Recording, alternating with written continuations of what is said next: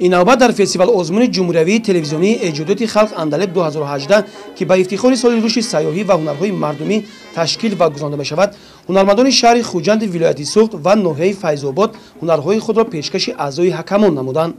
нахуст дар саҳни кохи фаранги шаҳри Ҳисор ба ифтихори соли рушди сайёҳӣ ва ҳунарҳои мардумӣ аз ҷониби кормандони шӯъбаи фаранги шаҳру ноҳияҳо намоиши дастранҷи ҳунармандон пешкаш карда шуд, ки чандин намуди ҳунарҳои мардумиро фаро мегирифт, қобили таваҷҷӯҳ буд.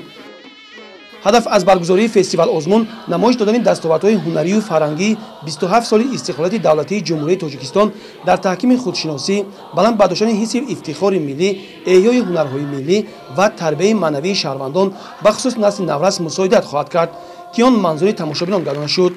барои дар сатҳи баланди ташкилию эҷодӣ баргузор гардани он бояд тамоми муассисаву ташкилот, идораву корхона, инчунин ашхоси алоҳида сармгузор бошанд. дастгирию ташаббуси ҳамагон имкон медиҳад, ки аҳли фарҳанги ҷумҳурӣ тавассути фестивал озмуни ҷумҳуриявии телевизионии эҷодиёти халқ Андалеб 2018 комёбиҳои фарҳангу ҳунари ҳар як минтақаи кишварро бо тобишҳои рангини он манзури тамошобинон гардонад.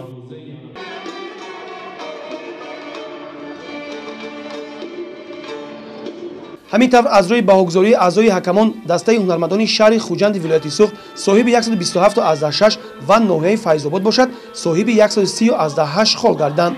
фестивал озмуни ҷумҳуриявии телевизионии эҷодиёти халқ Андалеб 2018 то 25 ноябри соли 2018 дар қасри фаранги шаҳри Ҳисор идома хоҳад кард.